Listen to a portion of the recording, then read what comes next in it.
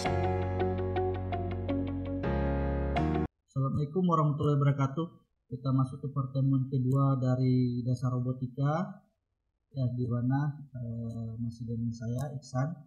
Nah, untuk robot yang akan dibangun nantinya kira-kira seperti tampilan yang di bawah, tapi desain boleh bebas. Ya, di mana kita lihat di sini ada dua roda, di mana masing-masingnya ini di bawahnya sudah terhubung ke motor DC, berarti ada dua buah motor DC. Kemudian ada sensor ultrasonik di sini, sensor ultrasonik. Kemudian di pinggir sini kalau mau bikin sensor ultrasonik untuk bagian yang kanan juga boleh, tambah sensor ultrasonik untuk bagian yang kiri. Kemudian ada limit switch, ya, bagian sini ada limit switch. Kemudian di bawah ini ada sensor garis, ya, untuk mendeteksi ataupun untuk membuat sebuah robot line follower nantinya. Sedangkan untuk yang ultrasonik itu bisa kita tentukan ataupun membuat robot avoider. Kemudian di bawah ini ada trackball, ada roda. Nah, ini bisa kita ganti dari potongan parfum, ya, ataupun roda yang dipakai di deodoran. Bisa kita potong, bisa kita pasang di sana untuk penghematan biaya. Nah, untuk desain kita butuh sasis seperti ini. Pakai akrilik bisa, pakai triplek juga boleh. Jadi boleh disesuaikan. Nanti Anda pakai board S1 ini Anda ganti dengan Arduino. Nah, jadi tujuan perkuliahan kita nanti itu di dasar robotik Anda sudah bisa bikin sebuah robot yang minimal untuk avoider dan line follower. Nah, kalau kita lihat tujuan mata kuliah, jadi mengenal robotik sebagai pengantar untuk menguasai robot vision, di mana memang teknologi robotik ini sudah tidak terbatas lagi, ya, tidak hanya sekedar berpindah tempat, bergerak dan sebagainya, tapi juga sudah mampu menganalisa gambar ataupun citra. Nah, kalau kita berbicara mengenai pengantar robotika, tentu kita bahas mengenai dari sejarah. Jadi dari beberapa referensi mengatakan robot itu memang berasal dari bahasa Czech, Republik Ceko. Robota yang berarti kerjaan. Ini mulai populer ketika seorang penulis Czech dengan nama Kacapek. Jadi si Karl ini dia membuat pertunjukan dari lakon komedi yang ditulis dari tahun 1921. Jadi dia bikin sebuah pementasan dengan tokoh utamanya Robota. Jadi Robota ini itu digambarkan dia adalah sebuah mesin yang menyerupai manusia dan dia mampu bekerja terus-menerus tanpa lelah. Nah, inilah cikal bakal munculnya ide sebuah robot. Jadi memang berawal dari sebuah imajinasi. Nah, jadi apapun yang kita imajinasikan sekarang itu berkemungkinan besar bisa diciptakan. Nah, kira-kira seperti itu. Jadi tidak ada yang bisa membatasi imajinasi. Nah, perkembangan robot pada tahun 1940 itu ketika Argonne National Laboratories di Oak Ridge, USA memperkenalkan sebuah mekanisme robotik yang dinamai master slave manipulator. Nah, di mana robot ini digunakan untuk menangani materia radioaktif. Jadi sebuah mesin manipulator yang ada memiliki beberapa lengan. Nah, jadi baru setelah dunia mulai menapaki ke zaman industri pada pertengahan tahun 60-an, kebutuhan robot semakin besar, apalagi setelah meletusnya revolusi industri. Jadi robot ini tidak hanya sebatas sebagai bagian dari sebuah manipulator. Nah, kalau kita lihat sekarang, jadi robot industri itu sudah ataupun tidak sesuai lagi, ya, karena teknologi mobil robot juga sudah mulai meluas dari tahun 80-an. Nah, dulu orang memang beranggapan robot ini hanya digunakan sebagai ataupun di tempat-tempat industri, di pabrik dan sebagainya. Jadi di tahun 80-an itu tidak lagi hanya sekedar di robot industri.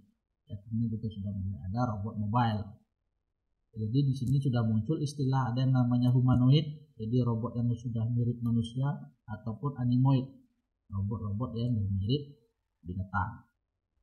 Nah, di sini juga dijelaskan perkembangan robotik tidak lepas dari perkembangan kecerdasan buatan. Jadi semakin semakin artificial intelligence itu berkembang, itu robot juga mengikuti proses perkembangannya. Jadi kalau kita lihat tabelnya, di sini juga sudah ada dari tahun 1206. Jadi juga sudah di referensi yang lain gitu ya. Ini dikenal, kalau tadi ada Mark Sapek, ya di sini dikenal dengan karya Al-Jazari, jadi ilmuwan Islam pada dinasti Archaic.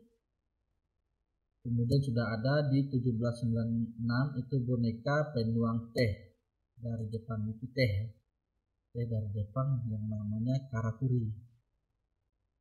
Nah, setelah muncul komputer elektronik pertama di tahun 1941, perkembangan robot juga semakin pesat. Ya, karena dia juga sudah memiliki program yang tersimpan di dalam memori device-nya.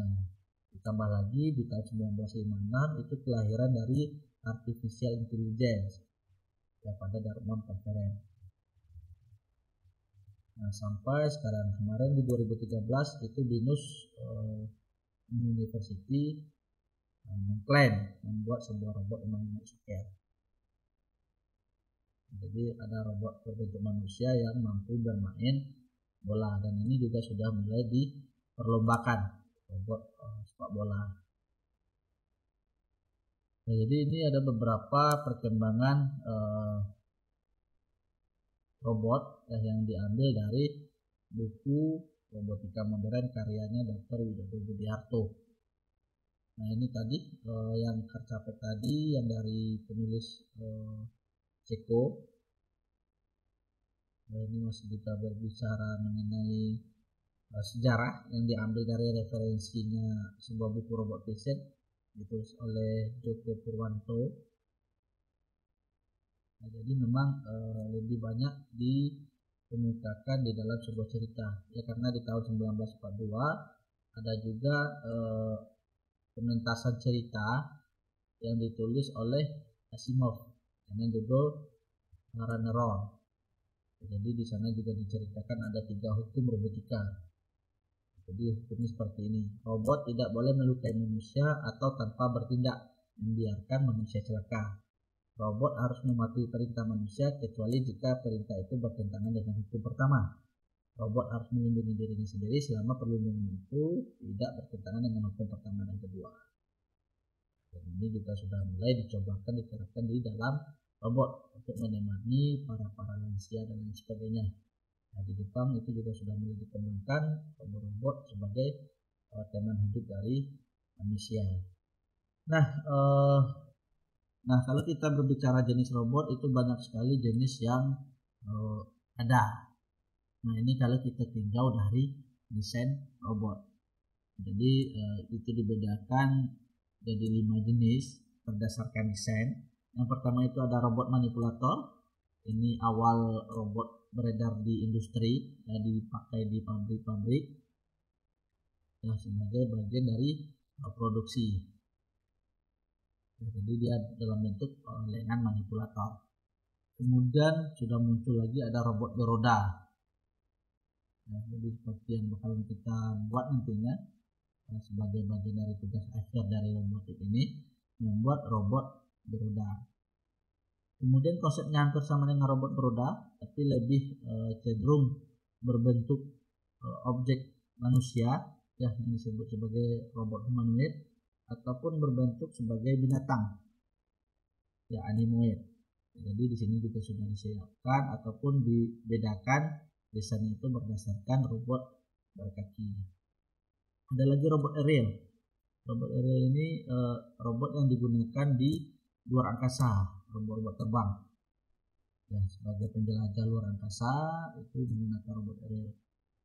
Jadi desainnya tentu saja harus menyesuaikan desain dari kebutuhannya di luar angkasa. ataupun robot submarin yang bekerja di dalam air. Ya, tentu desainnya harus sesuai tempat robot ini bekerja. Nah, itu kalau kita tinjau dari desain robot.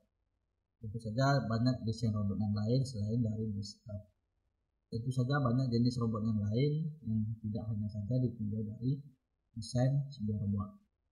Nah, bagian robot itu ada 4 bagian yang dasar. Yang pertama itu ada bagian mekanik, yang kedua ada bagian elektronik, yang ketiga itu ada bagian kendali, yang keempat adalah bagian kecerdasan. Inilah bagian dari sebuah robot. Nah, di tahun 2007 kemarin itu ada pengutipan dari sebuah majalah Scientific America Magazine. Dia majalah ini memprediksi dalam waktu tidak lama lagi robot akan masuk ke dalam rumah tinggal, dan itu sudah terbukti banyak sekali robot yang bisa dimanfaatkan di dalam rumah. Ada yang rumahnya dengan konsep smart home ya. Jadi banyak sekali robotnya. Misalkan untuk memotong rumput sudah digunakan robot, untuk menemani orang tua, memberi makanan, pelayanan dan sebagainya sudah menggunakan robot. Sebagai pembersih lantai sudah menggunakan robot, dan mencuci baju dan lain sebagainya sudah menggunakan robot. Dan itu bisa kita dikendalikan oleh manusia. Ya, jadi kita tutup dulu pertemuan 1 dan 2 robotika kita. Insyaallah kita ketemu di materi ketiga. Kita tutup dulu. Assalamualaikum warahmatullahi wabarakatuh.